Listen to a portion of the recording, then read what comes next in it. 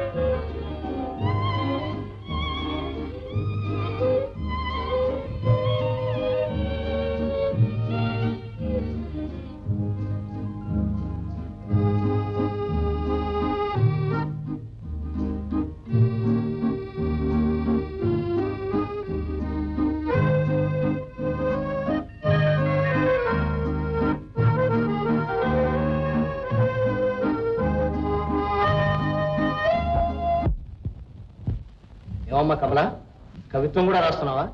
అబ్బే, కవిత్వం కాదండి, కవిత్వమేనండి. ఏదో కొద్దిగా. కొద్దిగా ఏమిటి, బ్రహ్మాండంగా ఉంది. మొయ్యిలు చూసి మురిసిపోయి. అన్నయ్య, నీ కవిత్వం చదవడం చేతగా తెలియదు.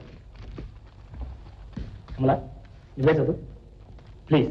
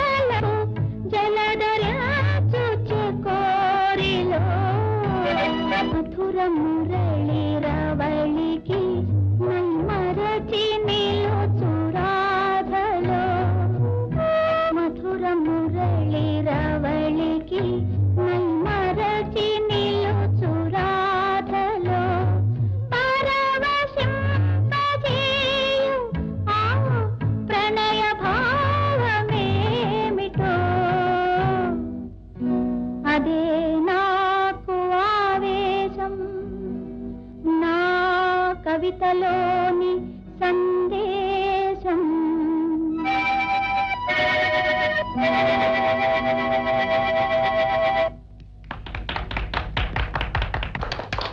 ఓహో, అద్భుతంగా ఉంది. ఏమండి, మీరే రాశారా? లేదు, ఎవరో రాయించారు. అయ్యే ఉంటుంది. ఇదేదో ప్రణయ సందేశంలో ఉంది. హృదయంలో నుంచి పొంగొచ్చినట్లు. ఒరేయ్, నిజమైన కవిత్వం అంటే అదేరా. ఇంత మంచి కవిత్వం ఈ 4 గోడల మధ్య మరుగుపడిపోవటానికి వీల్లేదు. వెంటనే పత్రికలో వేయించాలి. పత్రికలోనా? వద్దు సార్, ఇది నేను ఊరికే. సొంతానికి రాసుకున్నారా? ఒరేయ్, నువ్వు ఊరుకోరా. చూడమ్మా, కవితని మన ఊళ్ళో ఒక మంచి పత్రిక ఉంది. ఆ పత్రికలో ఈ గేయం వేయిస్తాను. సార్ వద్దు సార్, నేను తెలియక రాశాను, నన్ను వదిలేండి సార్. నో నో నో, వదలటానికి వీల్లేదు. పత్రికలో వేసే తీరాలి.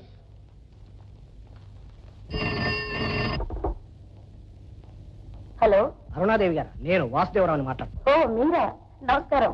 ఏంటి విషయాలు? ఒక గేయం ఉంది. ఏంటి, మీరే రాశారా?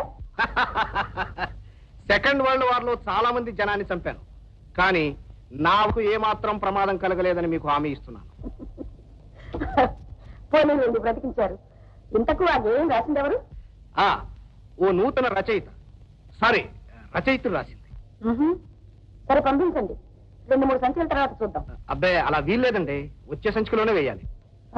అది కాదు, పత్రిక ఆల్మోస్ట్ ప్రింట్ అయిపోయింది. ఆ గేయం మిమ్మల్ని ఆశాభంగం చేయదు, నాది హామీ. సరే పంపించండి. ఎలాగైనా వచ్చే సంచికలో వేస్తారుగా. సంచిక కోసం 1000 కళ్ళతో ఎదురు చూస్తూ ఉంటారు. ఓ అలాగే.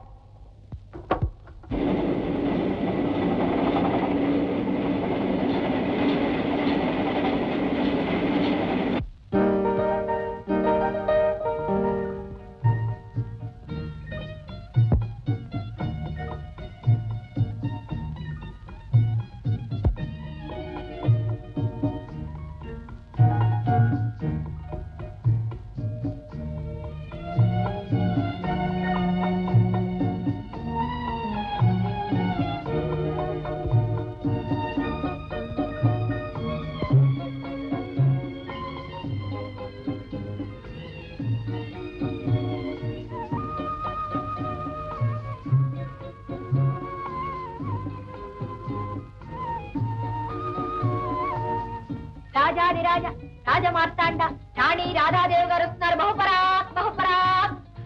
ఎప్పుడు వచ్చావే? నేను ఎప్పుడు వచ్చానో చూడంత పరధ్యానంలో ఉన్నావు అన్నమాట. ఏమిటి విశేషం? ఏమి లేదు. ఓ అంటే ఏదో ఉంది. తప్పవే, సిగ్గుపడు. నీతో చెప్పడానికి నేను లైబ్రరీలో ఒక అతన్ని చూశాను. ఓహో అదా సంగతి. ప్రేమ వ్యవహారమా? ఇంతకీ కుర్రాడు ఎలా ఉన్నాడు? ఓవే, ఏమైనా మాట్లాడుకున్నారా? కళ్ళతో మాట్లాడాను, మనసుతో మాట్లాడాను, కానీ నోటితో మాట్లాడాలంటే సిగ్గేసింది. నీకు సిగ్గా? నువ్వు గడుస్తానువే, నువ్వు ఎవరితోనైనా ఎలాగైనా మాట్లాడతావు. అలా మాట్లాడగలిగితే నీలా ప్రేమ వ్యవహారం కాదే, ఈ పాటికి పెళ్లి కబురు చెప్పింది దాన్ని. చూడు, మాట్లాడడానికి అది సిగ్గైతే ఒక లవ్ లెటర్ రాసి పారే. లవ్ లెటర్ ఎలాగే రాసేది? ఆయన అడ్రస్ అయినా తెలియదే. అంత అడ్రస్ లేని ఆయన ప్రేమించావా? అది కాదే, ఆయన చూస్తుంటే కడుపు నిండిపోయిందా? ఈ కబుర్లకేం గాని కనీసం ఎలా ఉంటాడో చెప్పవే, లేదా ఒక బొమ్మైనా గీసి చూపించు. నీ మనసు దోచుకున్న ఆ మన్మధుణ్ణి ఈ 3 లోకాలు వెతికి గాలించి ఎక్కడున్నా ఎలా ఉన్నా తీసుకొచ్చి నీ ముందలా నిలబెట్టేస్తాను. ఓకే ఓకే, నువ్వు ఎంత మంచిదానివే. ఎక్కడ దాగి ఉందో ఈ రచయిత ఎంత మధురంగా చెప్పింది. ఏమిటి నారాయణ గారు? ఎవరో నూతన రచయిత కమలాదేవట ఓ గేయం రాసింది. అబ్బబ్బబ్బబ్బబ్బ, ఈ కవితగా హైలైట్. పత్రిక చూశాను, వెంటనే పటం కట్టించేశాను. ఎవరు? కమలాదేవే?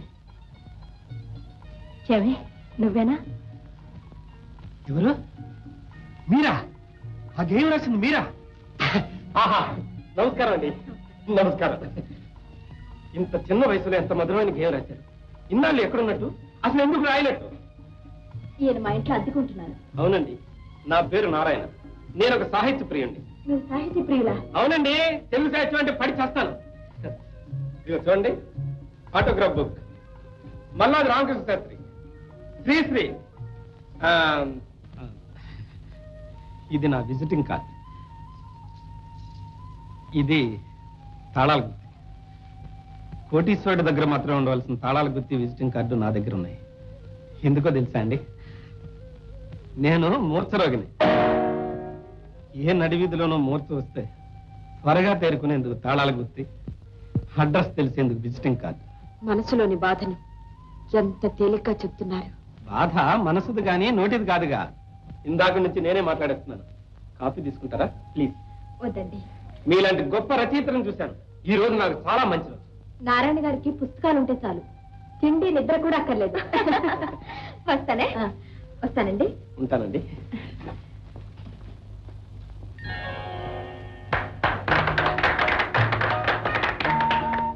ఇంత చిన్న వయసులో అంత పెద్ద ఊహల పొదిగి రాసిన అద్భుతమైన గేయం మొదట మా పత్రికలో వేసినందుకు మేమెంతో గర్విస్తున్నాం. కమలాదేవి ఆ గేయం మా ఇంట్లోనే వ్రాసినందుకు మాకు చాలా గర్వంగా ఉంది. ఇంత మధురమైన కవిత్వం వెనుక ఏదో తీయటి బాధ ఉండాలి. ఎవరిని ఉద్దేశించి రాశావు అమ్మాయి? అదేం కాదండి. కాకపోవడం అంటే ఎవరో ఆజానుబాహుడు అరవింద దళాయతాక్షుడు ఉండే ఉంటాడు కథానాయకుడు. ఎస్ కరెక్ట్, తప్పకుండా ఉండి ఉండాలి, లేకపోతే అంత ఇన్స్పిరేషన్ ఎక్కడి నుంచి వస్తుందండి? చెప్పమ్మాయి, ఎవరా అదృష్టవంతుడు? చెప్పు కమల. ఇంకెవరుంటారు? ఆ రాధా మనోహరుడు, మురళీ మోహనుడు. ఇంకెవడుంటాళ్లే ఇలాంటి ప్రణయ సన్నివేశాల్లో శ్రీకృష్ణుడు తప్ప. ఇదిగోనమ్మా చెక్కు. పర్వాలేదు తీసుకో. నా తృప్తికి ఒక చిన్న కానుక. ఉహు, వద్దండి. తీసుకో, పర్వాలేదు. వాళ్ళకి వేలు వస్తే మనకు 100 ఇస్తారు. తీసుకోమ్మా. మొదటి ఈ గేయాన్ని ప్రకటించడానికి సందేహించాను. అందుకు ఇప్పుడు బాధపడుతున్నాను. చూడమ్మా, మా కవితకు ఒక సీరియల్ కథ రాసివ్వాలి. రాయలేనండి. రాయలేవా? రాసి తీరాలి. రాస్తాను సార్. అమావాస్య, అర్ధరాత్రి, అంతులేని చీకటి, ఆ గాఢాంధకారంలో అమాయకుడు ఒకడు ఆనందంగా, ఆతృతగా, అనవసరంగా, ఆయాసంగా ఎక్కడికో వెళ్ళిపోతున్నాడు. ఓహోహో, ఏమి శైలి, ఏమి నడక. అడగ కాదు, పరుగు పరుగు. అరుణాదేవి గారు, కమల తరఫున హామీ నాది. సీరియల్ కథ తప్పకుండా రాస్తుంది. థ్యాంక్స్. చెక్ మాత్రం నాకు ఇవ్వండి. ఆ చెక్ నేను మార్చుకుంటా. కథకి ఏదైనా వస్తువు దొరకాలిగా. దానికే నన్ను హీరోగా పెట్టి రాస్తే. చాచి పక్క మీద సంకురాత్రి, మొగుడు పెళ్ళాలుగా మొదటి రాత్రి, పెదవులు అడిగిన రుచి రాత్రి, కౌగిలి అడిగిన కసి రాత్రి, కవ్విస్తున్నది చలి రాత్రి, కవ్విస్తున్నది చలి రాత్రి. సన్నజాజి పక్క మీద సంకురాత్రి.